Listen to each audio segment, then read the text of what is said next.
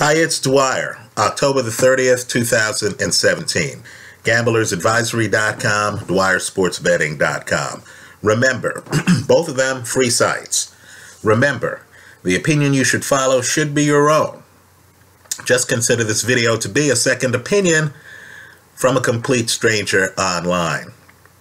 Now, I'm making this video from the United States, but I know I'm going to upset a lot of people with this video because I know what I'm about to say isn't really public perception. What I want boxing fans to do is to look at the comment section of this video, right? You might even want to stop the video right here and just read some of the comments, because I'm sure some of the comments are gonna have a lot of anger in them, have a lot of frustration, right? They'll make accusations that I'm a hater, that I don't know what I'm talking about. Okay, that's all fine and dandy. But whatever side of the fence you're on, what I want you to do is to at least consider this point of view. And then I want you to look at the fight films yourself, right? Turn down the volume. Let's get rid of the public noise, the public narrative. You just look at the fighters. Now, in my opinion, an American ally, the United Kingdom, is about to be invaded in two different weight classes, right? The country, quite frankly, right now needs Winston Churchill, not Theresa May.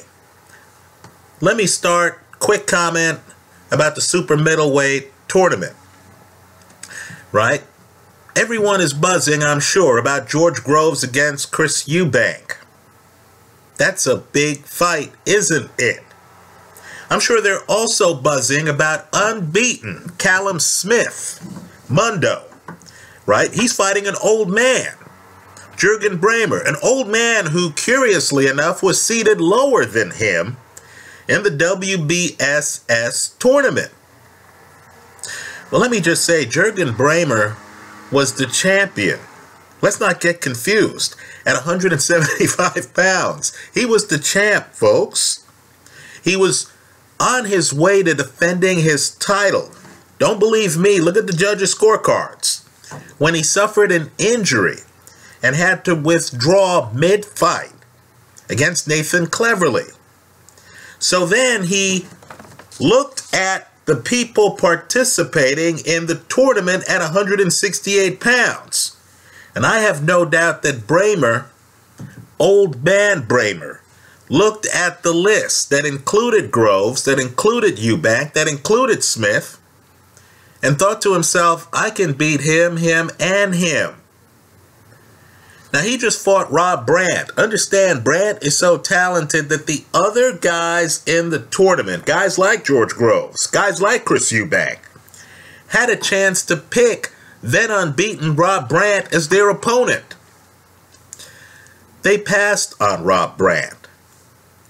So, the curiously seeded fourth seed, the guy who was the champ in the higher weight class, the guy with more experience than all of these blokes, he then got given Rob Brant, right? That's how the math worked out. You're the fourth seed. You don't have a choice on who you fight. The books had him as less than a 2-to-1 favorite. Well, Braehmer, of course, was masterful. Because understand, the only fight Braehmer has lost recently was one where he had to withdraw, the fight he was winning. One division up. So now Braehmer is about to fight Callum Smith. What's his calling card? He's 6'3", he's big. Braehmer's been fighting 175-pounders, folks. Callum Smith just got taken the distance in his first round fight against Eric Skoklin. What is Callum Smith, who's a slugger, who likes to get up close to you and work your body? What is he going to do against a slick southpaw like Jurgen Braehmer, who's going to be throwing all kinds of angles at him? For the record, Braehmer beats Brant by unanimous decision. It's not close. It's not close. So, of course, I looked at the websites of some British sports books today. I thought certainly the gig must be up. Even the people in the UK must realize that you have you have a 175-pound champion slumming it at 168 against guys who are unproven in Callum Smith's case, and of course guys like George Groves who lost 2 title shots before he picked up a title. Right, so I thought, okay, surely the line for this Callum Smith-Jürgen Braehmer fight must be close. I don't even care if they have the fight in Callum Smith's own neighborhood.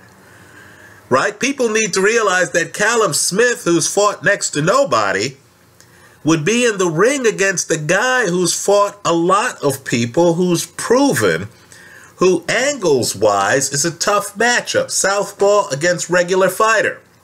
Right? Tell me the last fight where you saw a guy get up close on Jürgen Braehmer and work his body. Good luck getting inside on Jürgen Braehmer. Who do you believe is better? Nathan Cleverly, who Braehmer was beating, or Callum Smith? Well, to my amazement, right now, Callum Smith is a 4.5 to 1 favorite. Are they not actually reporting on Real Boxing News in UK newspapers? How is Callum Smith a 4.5 to 1 favorite over Jürgen Braehmer? So, sign me up. You don't have to put a bow on the package. You don't have to sell me on the deal. I'll take Jürgen Braehmer in that fight. Really, the only chance, Callum Smith, again, power puncher, forced to go the distance the first round against quality competition. The only chance Callum Smith has in that fight is a knockout because Braehmer is going to undress him. Right? Braehmer is the technician out of those 2 guys. Right? So the bet there makes itself. I'm expecting Braehmer to take Callum Smith's unbeaten record. I like Braehmer to win. You don't even have to be cute here and say decision, KO. No, Braehmer to win because the casino's giving you huge odds. Hedged with Callum Smith by KO. Now let's talk about the bigger weight division. You know, trust me, every generation wants to believe that it's found the ultimate heavyweight. Right? In the 1960s, Sonny Liston demolished everyone, demolished the reigning heavyweight champion Floyd Patterson twice in 1 round. Right? People thought he was unbeatable. When I was a kid in the 70s, we looked at George Foreman and we thought, you've got to be kidding me. Right? After Foreman demolished Ken Norton early, Ali was actually ringside, and the announcer said to him, how could you even think about fighting this man? Words to that effect. Right? Well, right now, in the 80s, hell, we all remember Mike Tyson, don't we? Well, now I've noticed in the UK, because of the 100% knockout ratio, right? You know, you fight in front of British refs, you might have a 100% knockout ratio. Because of the 100% knockout ratio, people are thinking that Anthony Joshua is the next big thing. He's unbeatable, isn't he? Right? Let's think about the time off that Vladimir Klitschko had before he fought Anthony Joshua. Wasn't that more than a year? Isn't that to date Joshua's big fight?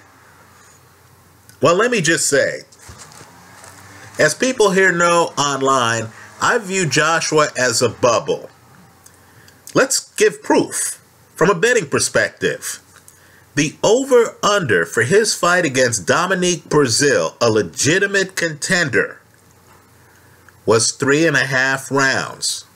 Think about how preposterous that was. I actually mentioned it at the time. Google my pre-fight video for that. I said, look, I'm taking the over on this. right? I mean, understand, the betting market on Joshua is completely unrealistic at this point. The guy hasn't beaten Lennox Lewis, Vitaly Klitschko, Larry Holmes, Foreman, Fraser, Ali, Liston, right? The guy's not that guy. No, this is a young guy with, what, 20 fights?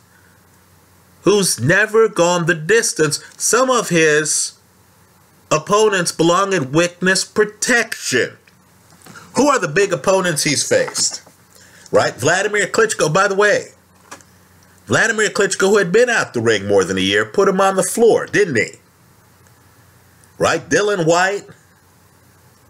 Right? How many fights did Dylan White have when he returned from that drug suspension before he fights Anthony Joshua?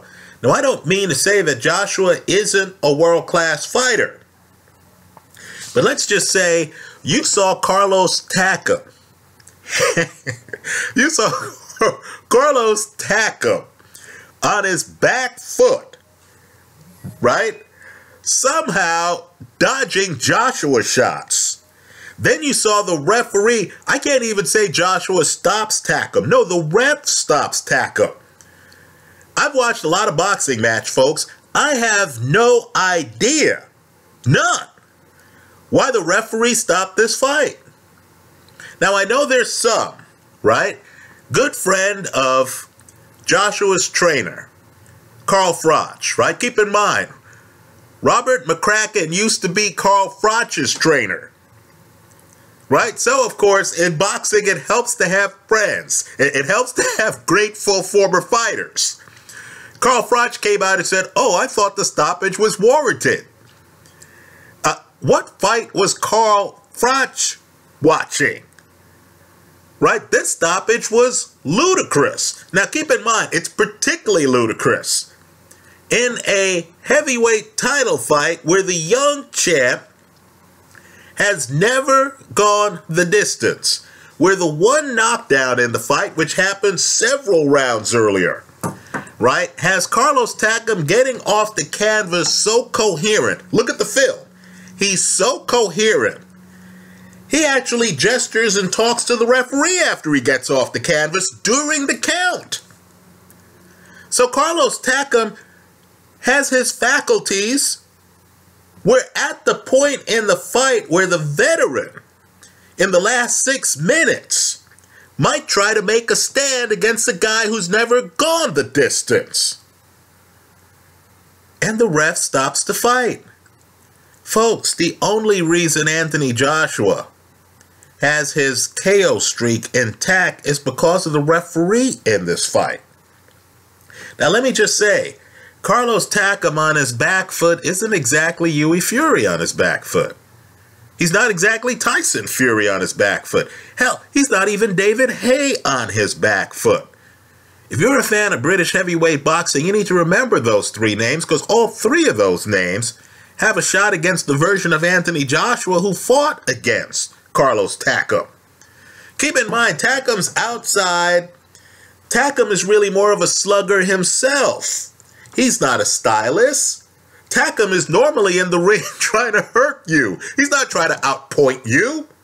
Yet here he is against Anthony Joshua, and he's just throwing a few feints. That's what he's doing. He's just throwing a few feints, trying to disrupt the rhythm. And it disrupts Anthony Joshua.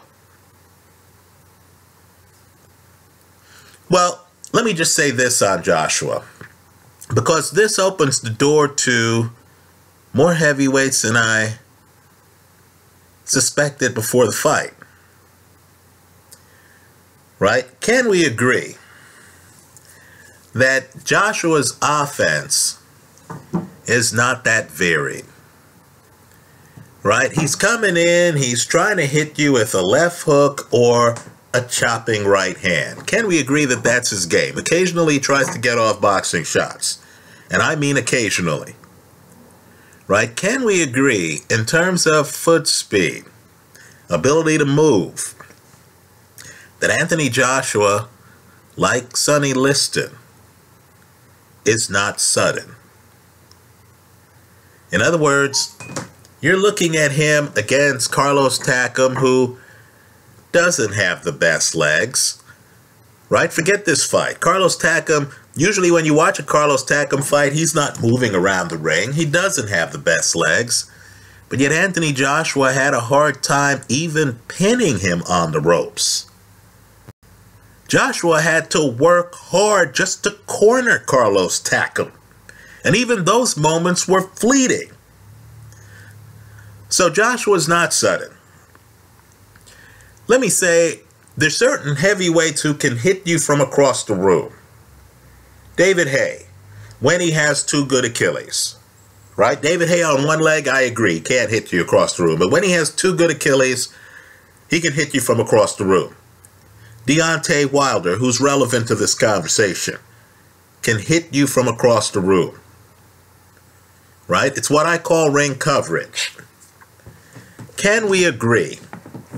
Joseph Parker can hit you from across the room.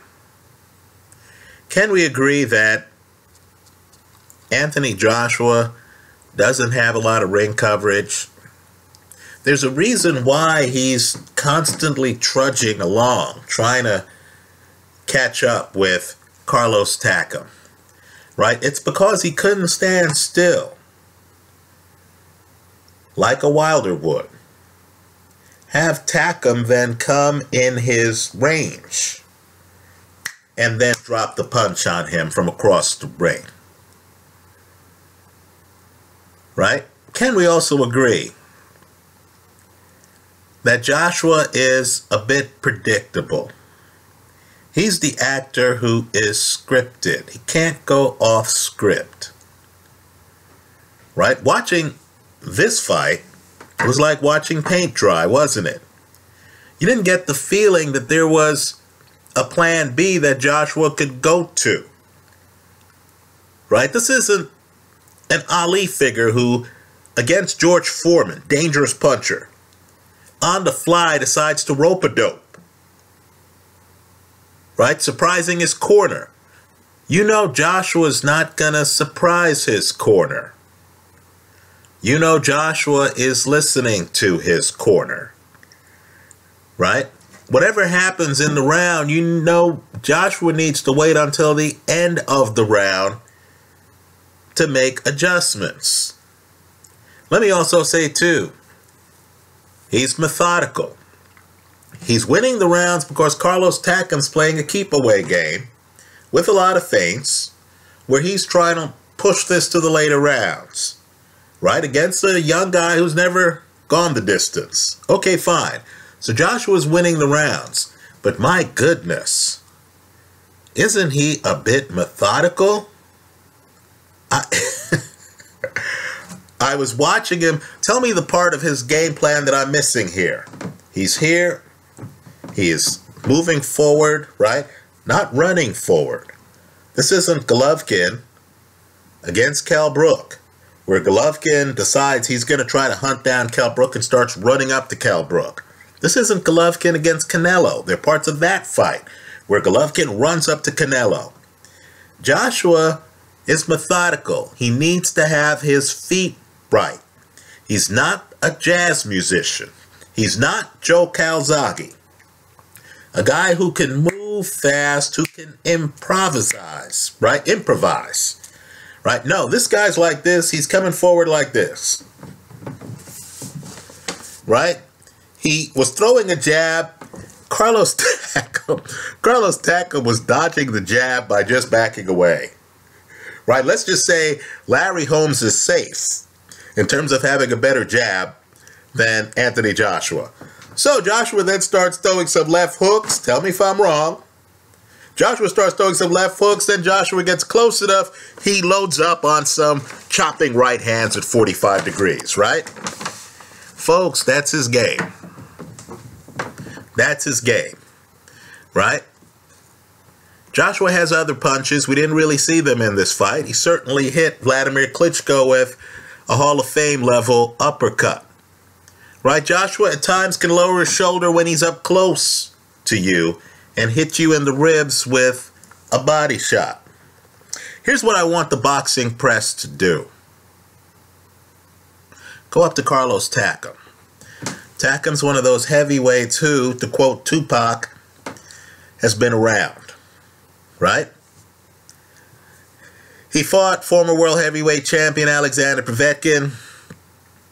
He's fought current heavyweight champion Joseph Parker. He now has fought current heavyweight champion Anthony Joshua. In other words, this is a guy who's been in big fights at heavyweight, right? And of course, he travels for fights, right? So he had the Povetkin fight in Russia, right? He had this fight in Cardiff. Okay, great. I want the press to corner Carlos Takam, who's easier to corner than appeared in this Joshua fight. And I want the press to ask him a simple question. Who was the tougher opponent for you? Alexander Povetkin or Anthony Joshua? Let's just say there are no doubts that Takam gets stopped by Povetkin, right? No one looking at that knockout has questions about referee stoppage, right? With the Joshua fight, come on now. I'm sure 99% of the people who saw this fight are saying, why was it stopped? Right? I mean, looked to me like Takam was well on his way to going the distance. I was actually looking forward to the 11th and 12th rounds. Right? I believe that the athleticism that an Alexander Povetkin brings to the party, I believe the athleticism that a Joseph Parker brings to the table. Let's open the door a little bit here. I believe the athleticism, certainly the better feet, the greater creativity that a Lucas Brown brings to the table, that a healthy David Haye brings to the table, that a healthy Tyson Fury brings to the table, and importantly, that a Deontay Wilder brings to the table, will give Anthony Joshua problems. Right? This guy is just one of the current heavyweight champions. For him to be viewed as the dominant heavyweight champion, he's going to have to prove it in the ring, because it doesn't look like he is from this seat. Right? Let's just say, let's talk about Wilder for a moment. Wilder, simply put, is a more coordinated, better athlete than Anthony Joshua. You wouldn't even know how tall Wilder is, but for them telling you, but for Wilder being taller than whoever he's fighting. Right? Now, the way to beat Wilder, in my opinion, is to get inside, right? Smother that straight right hand that he throws, his signature punch. It's to get inside, force him to throw hooks. And it's to exploit the fact that Wilder's actually a very thin man. Right? He weighs 200 plus pounds, but understand, that's because he's tall. Right? I don't believe, while I believe that a Joseph Parker, a Povetkin, a David Haye have the athleticism to do that, I don't think Anthony Joshua does. I don't. In terms of foot speed, it's not close. Wilder has faster feet than Anthony Joshua. So if Joshua had a hard time getting inside on Carlos Takam, how's he going to get inside? And by the way, Takam's not keeping him outside with some kind of great jab either. He's just moving a little bit and feinting. Occasionally he's throwing punches, but he's feinting.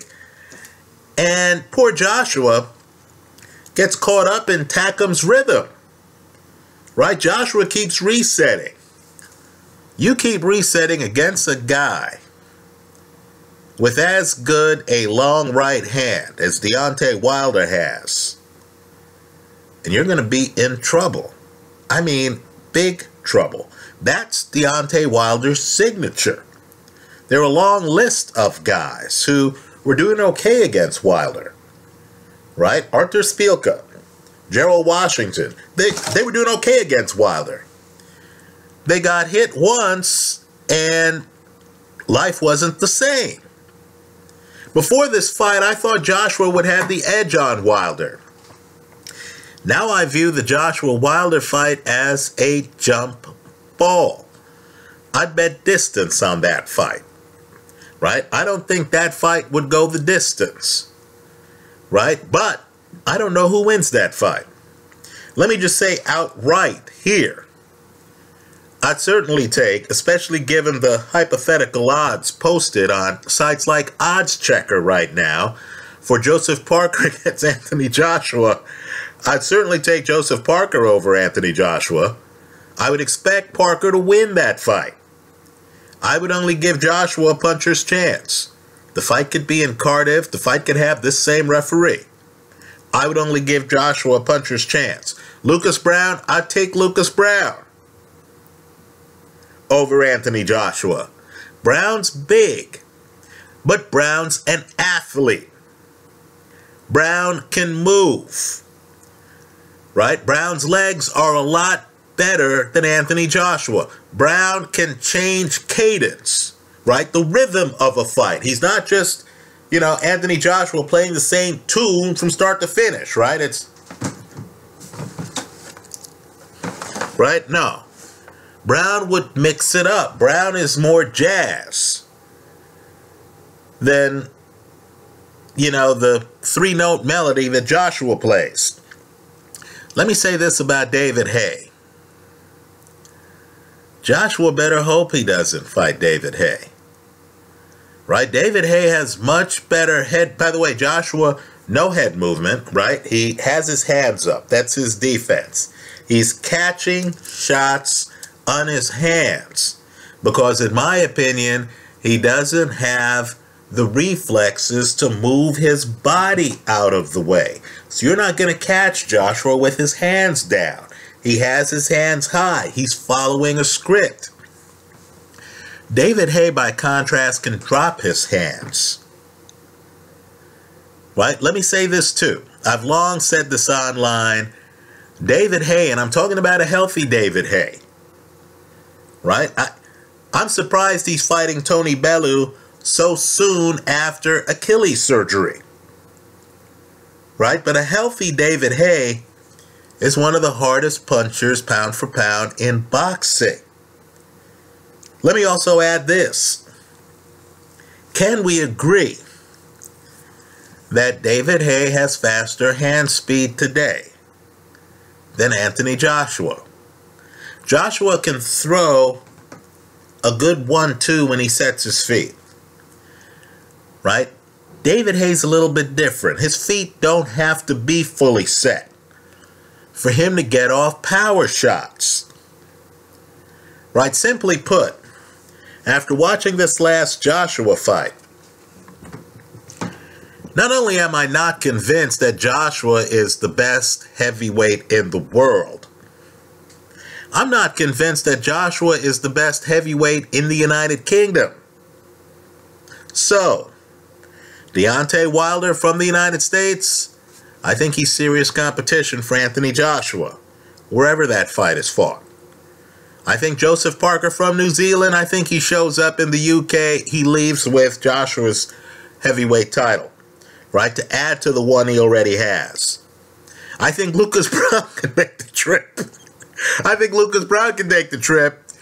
He'd have to be, like Wilder, a realistic chance of winning the fight. In other words, it's a jump ball with Lucas Brown as well. I do believe that if Alexander Povetkin is the same Alexander Povetkin, now that they've outlawed Meldonium, if he's the same Alexander Povetkin who beat Marco Huck, right? He gets low to beat Marco Huck, who has a shootout with Carlos Takam and beats Carlos Takam. He's fighting Takam at the same level. In other words, He's not relying on height here like Joshua and throwing punches down. He meets Takam. They're roughly the same height. It's a shootout. I believe that version of Alexander Povetkin beats Anthony Joshua. Right, let's just say, to sum up this video, I'm expecting Jurgen Braehmer to beat Callum Smith. I'm expecting Joshua to get very tested. I mean very tested by any of the heavyweights I've mentioned here. Joseph Parker, I think, beats him. Lucas Brown, Deontay Wilder severely tests him. Right? David Haye, I personally would expect David Haye to win that fight, but I first have to be convinced that he's healthy. Tyson Fury, I agree. Tyson Fury needs to lose a bunch of weight. It would be reassuring to know whether Tyson Fury was sparring or not. But let's just say, in my opinion, Tyson Fury's a different level of fighter when he's on his A game than is Anthony Joshua. And finally, Alexander Povetkin, I think Povetkin would beat Anthony Joshua.